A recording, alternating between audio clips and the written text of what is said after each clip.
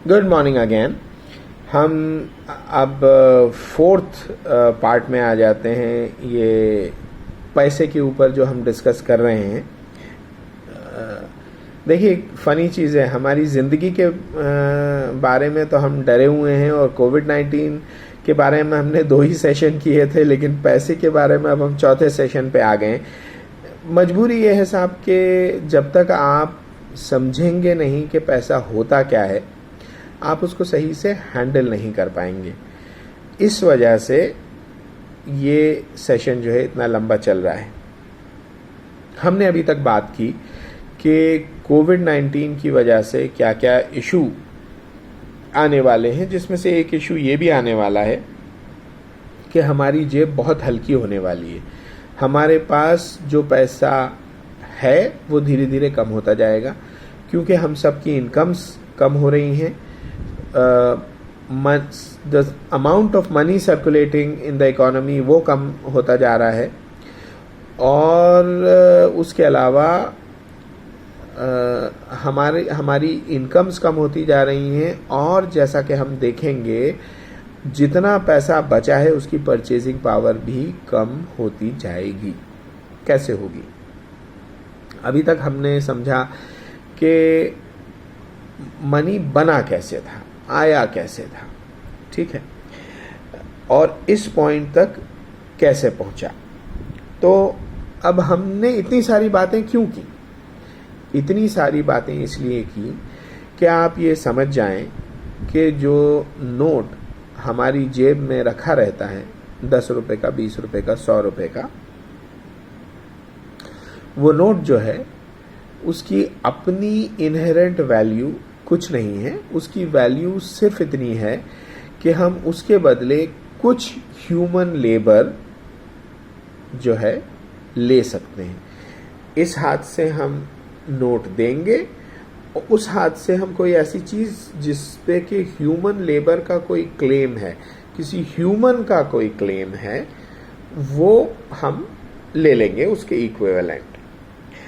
तो अब ये सब इसलिए बताया, और ये भी इसलिए बताया कि आज की तारीख में फियाट करेंसी जो है, आज की तारीख में जो रुपया है, डॉलर है, सारा का सारा जो है वो फुल्ली फ्लोटिंग है, और वो सिर्फ सरकारों के हुक्म से और हमारे लोन रीपेमेंट की कैपेबिलिटी की वजह से फ्लोट कर रहा है। जैसे जैसे हमारी लोन रीपेमेंट कैपेबिलिटी कम होती जाएगी, वैसे वैसे उस रुपए की, उस डॉलर की वैल्यू कम होती जाएगी। वैल्यू मतलब परचेजिंग पावर कम होती जाएगी, उससे आप क्या खरीद सकते हैं वो कम होता जाएगा। तो ये तो रही एक चीज़। दूसरी चीज़ ये भी कि अब ये फियाट करेंसी, क्योंकि हुकूमत जो है वो सिर्फ हुक्म देती है और ये करेंसी क्रिएट हो जाती है। ये पैसा जादुई पैसा है, यूं हुक्म दिया और यूं क्रिएट हो गया, ठीक है। तो क्योंकि ये किसी सोने चांदी पे डिपेंडेंट तो है नहीं, ये सिर्फ इस पे डिपेंडेंट है कि सरकार ने एक बॉन्ड बना के, एक लोन का प्रॉमिस बना के रिजर्व बैंक को भेज दिया, रिजर्व बैंक ने सरकार को उतने पैसे दे दिए, बात खत्म। रिजर्व बैंक भी उसको अपने पास नहीं रखेगा, वो उसको कमर्शियल बैंक्स को भेज देगा, और कमर्शियल बैंक्स उसके 20 गुना लोन आपको हमको दे देंगे। वो पता नहीं हम रीपे कर पाते हैं नहीं कर पाते हैं, लेकिन ये कि जितना ज़्यादा फ्रीली वो हमें लोन देंगे उतना ज़्यादा हम उनसे लोन लेंगे और उतना ज़्यादा खर्च करेंगे, और गवर्नमेंट्स को ये करना पड़ेगा। क्यों करना पड़ेगा? कि जैसे हमने पहले सेशन में देखा था कि इकोनॉमिक डिप्रेशन आएगा, और इकोनॉमिक डिप्रेशन जो है, मेंटल डिप्रेशन तो आ ही रहा है, इकोनॉमिक डिप्रेशन भी आएगा। अब इकोनॉमिक डिप्रेशन कब आता है? जब या तो इतना कम हो जाता है पैसा मार्केट में, उसकी वेलोसिटी ऑफ मनी इतनी कम हो जाती है कि किसी के पास पैसे होते ही नहीं है। जिनके पास होते हैं वो अपने गद्दी में छुपा के और उसके ऊपर बैठ जाते हैं, उसको रिलीज़ करते ही नहीं है। तो उसकी वजह से किसी के पास पैसा होता नहीं है खर्च करने को, और पैसा खर्च करने को होता नहीं है तो डिमांड नहीं होती है, डिमांड नहीं होती है तो सप्लाई नहीं होती है, डिमांड सप्लाई दोनों नहीं होती है तो इकोनॉमी नहीं होती है, जीडीपी कम हो जाती है। क्यों कम हो जाती है? कि फिर कोई क्रिएट ही नहीं करता, कोई इसीलिए तो प्रोड्यूस करता है कि उसे बेचा जा सके, उससे पैसे आए तो उससे और ज़्यादा कुछ किया जा सके।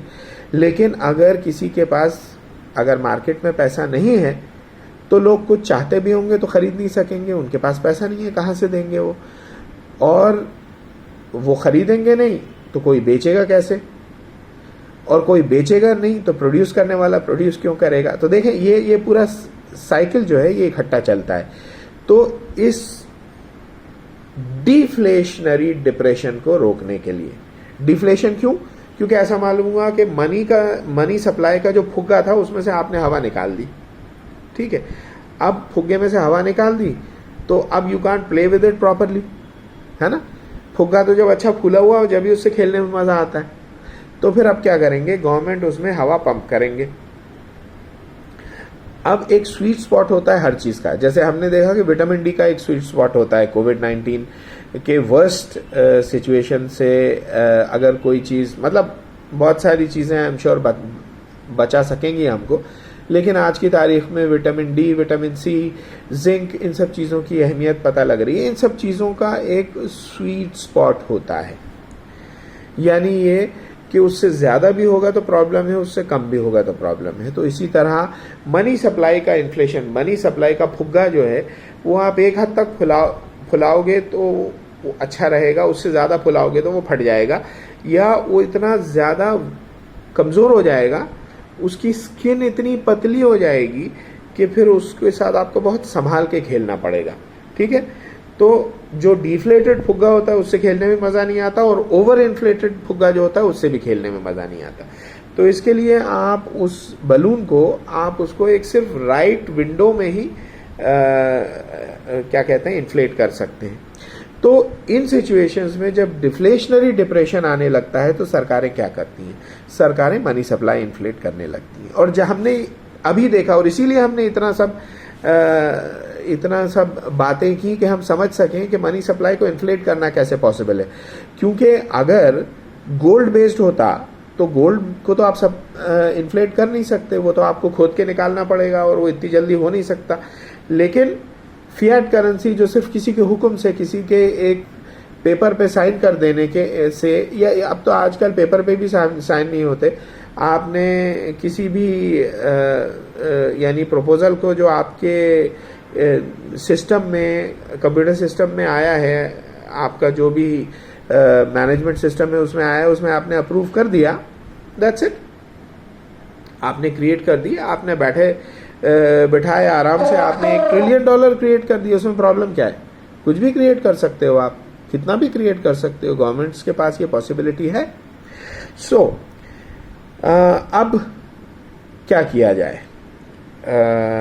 गवर्नमेंट के सामने ये प्रॉब्लम खड़ा होता है जब उनको दिखता है कि किसी के पास पैसा नहीं है और डिमांड जो है वो मरती जा रही है, तो वो धड़ल्ले से क्वांटिटेटिव ईजिंग कर देते हैं।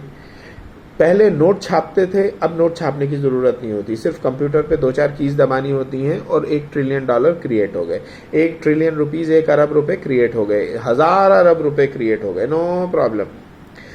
तो अब सरकार के लिए मजबूरी है। मजबूरी क्या है कि जब तक वो मार्केट में पैसा नहीं लाएगी, देगी, लोगों की जेब में पैसा नहीं होगा, वो खर्च नहीं करेंगे। लेकिन जैसा कि हमें हमेशा होता है, कोई भी चीज़ मार्केट में ज़्यादा हो जाए तो उसकी वैल्यू कम हो जाती है कि नहीं? आपने मंडी में देखा कि जब प्याज कम आती है तो 100 रुपए किलो बिकती है, और जब बहुत ज़्यादा आ जाती है, 100 रुपए किलो बिकने लगती है, तो सारे किसान जो हैं धड़ल्ले से प्याज उगा देते हैं और धड़ल्ले से ढेर सारी मंडी में आ जाती है। पता चलता है कि 1 रुपए किलो बिकने लगी। लोग कहने लगे फ्री में ले जाओ भैया, बस हमें इसका लाने ले जाने का खर्चा दे दो। तो पैसे के साथ भी यही होता है, पैसा बहुत कम हो तो उसकी वैल्यू बढ़ जाती है, रिलेटिव वैल्यू बढ़ जाती है, और बहुत ज़्यादा हो तो उसकी रिलेटिव वैल्यू कम हो जाती है। Relative to what? Relative to anything you can purchase. तो जब डिफ्लेशनरी डिप्रेशन होता है तो एक कोई भी चीज़ आप खरीदने जा रहे हैं हम बकरों की बात कर रहे हैं, आप बकरा खरीदने जा रहे हैं, वो उतने रुपयों में नहीं मिलेगा। पिछले साल की बकरीद पे अगर आपको 10,000 रुपये का बकरा मिला था, इस साल की बकरीद पे बहुत चांसेस हैं कि आपको 7,000 8,000 में बकरा मिल जाएगा ठीक ठाक उसके जैसा, क्योंकि लोगों के पास देने को पैसे नहीं हैं। डिफ्लेशनरी डिप्रेशन जब होता है तो पैसा कम हो जाता है और इस वजह से पैसे की वैल्यू बढ़ जाती है, यानी उसकी परचेजिंग पावर बढ़ जाती है। लेकिन ये सब डिपेंड करता है कि बकरीद आते आते तक गवर्नमेंट फाइनेंशियल क्वांटिटेटिव ईजिंग करती है कि नहीं करती है। अगर सरकार ने क्वांटिटेटिव ईजिंग कर दी, अगर सरकार ने बहुत सारा पैसा बहुत सारी लोगों की जेब में डाल दिया, तो फिर वही 10,000 का बकरा जो है आपको 15,000 में मिलेगा।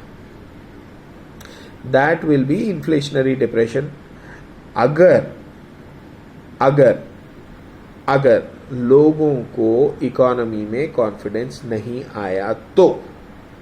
जनरली इन्फ्लेशनरी डिप्रेशन होता नहीं है, क्योंकि जब वो मनी सप्लाई, जब वेलोसिटी ऑफ मनी बढ़ जाती है तो लोगों को कॉन्फिडेंस आ जाता है और फिर उसके बाद लोग उस पैसे को खर्च करने लगते हैं। लेकिन उसमें ये होता है, अगर आपने बहुत ज़्यादा क्रिएट कर दिया तो फिर लोगों को ये डर लगता है कि इन्फ्लेशन बहुत ज़्यादा बढ़ जाएगा, तो लोग हर कुछ खरीद लेते हैं।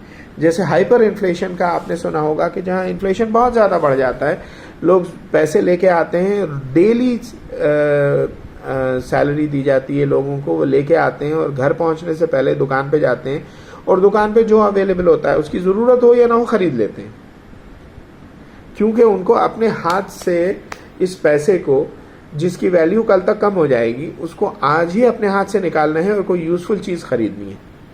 ठीक है, so that is the worry. अगर हम उस स्वीट स्पॉट में नहीं रह पाते हैं मनी सप्लाई के, तो फिर क्या होता है कि या तो डिफ्लेशनरी डिप्रेशन हो जाता है जिसमें वेलोसिटी ऑफ मनी बहुत कम हो जाती है, या इन्फ्लेशनरी डिप्रेशन हो जाता है जिसमें वेलोसिटी ऑफ मनी बहुत ज़्यादा हो जाती है। So we do not know कि ये ऊंट किस करवट बैठेगा। ये वर्ल्ड वाइड इकोनॉमी पे डिपेंड करता है, ये सरकार के फैसलों पे डिपेंड करता है, और to be fair to the government, ये इस पे डिसीजन लेना बड़ा मुश्किल है भाई। वो जो भी डिसीजन होता है साला वो जनरली गलत ही होता है। आप ऐसे समझें, ये ऐसा डिसीजन है जैसे कि बच्चों को बड़ा करना। आपने बच्चों को पैदा किया है, उनको जिस भी तरह बड़ा करेंगे आप, वो एक पर्टिकुलर उम्र को पहुंच के वो आपसे कहेंगे कि आपने ये गलत किया। मतलब करो तो मुसीबत, नहीं करो तो मुसीबत। तो ये सरकार के लिए प्रॉब्लम तो है ही।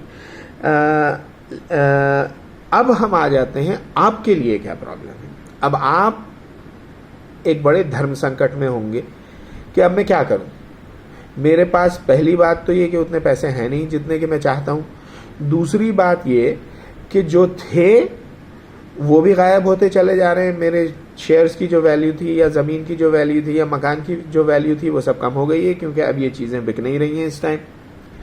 मेरे पास जो माल पड़ा हुआ था वो ख़राब हो गया है, उसकी वैल्यू भी कम होती जा रही है। तो ये सारी चीज़ें पॉसिबल हैं आगे चल के। जैसे अगर तो कोई वैक्सीन आ जाता है मौजज़े के तौर पे, मिरेकल के तौर पे, और सब चीज़ें फिर से ठीक हो जाती हैं, then we are all extremely lucky और मे बी एक्सट्रीमली अनलकी, क्योंकि फिर अगली बार जो इसी टाइप का प्रॉब्लम आएगा तो हम हैंडल नहीं कर पाएंगे। अभी ये प्रॉब्लम आया है, प्रॉब्लमैटिक है, लेकिन बहुत बड़ा प्रॉब्लम ये नहीं है। तो हमें अभी चांस है संभल जाने का, सीख जाने का। ये हमें एक वार्निंग मिली है। तो इस वार्निंग के टाइम पे आपके ये सारे प्रॉब्लम होंगे, और अगर आपके हाथ में किसी तरह पैसा आ भी गया तो फिर आप ये सोचोगे कि अब क्या करूं। तो बेसिकली आपको 3 लेवल पर सोचना पड़ेगा। पहला तो शॉर्ट टर्म। देखिए, शॉर्ट टर्म में पैसा कम होगा तो आपको कम से कम खर्चना है।